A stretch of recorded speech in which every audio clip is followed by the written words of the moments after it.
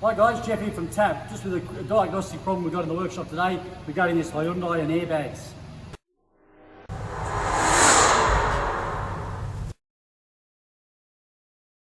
This car's been presented with an airbag warning light, SRS warning light on. We've scanned the vehicle using our Autel Ultra, the new scan tool, and it's coming up with a fault code here, B1346 in regards to driver's airbag resistance too high. So that's telling us somewhere in the driver's side airbag system, there's a high resistance. But that could be in wiring, it could be in the clock spring, or it could be in the airbag itself. So quick little test that I normally do to determine whether I think it might be in the clock spring is by using our live data. So I've got it up here at the moment on our scan tool, and we're looking at live data of the driver's airbag resistance. And it's showing us there at 7.8 ohms.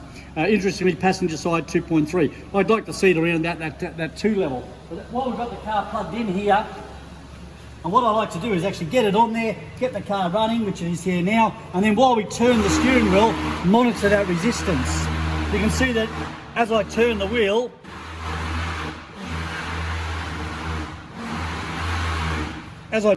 there, you can see that resistance dramatically changes.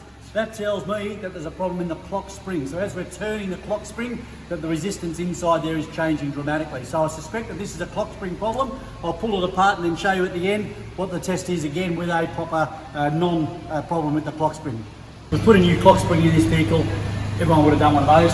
Just looking at the live data again now, like we did last time. So if we have a look at the live data for airbag resistance, we've now got it at 2.8, which is probably a better figure than what we're looking at, where before it was much higher, and also changing. So if we do the steering wheel again,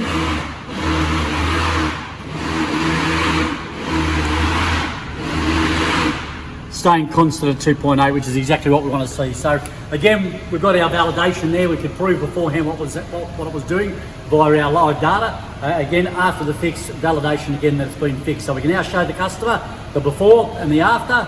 The part that we've replaced should be happy days. So hope that helps you out. If you remember, don't forget to utilise some of this data that's on our website in the repair solutions or in good scope scan data. And again, if you're not a member and you want to get access to all this information on our website, go to tap.net.au and join the many thousands of other technicians sharing information, knowledge and experience. See you next time.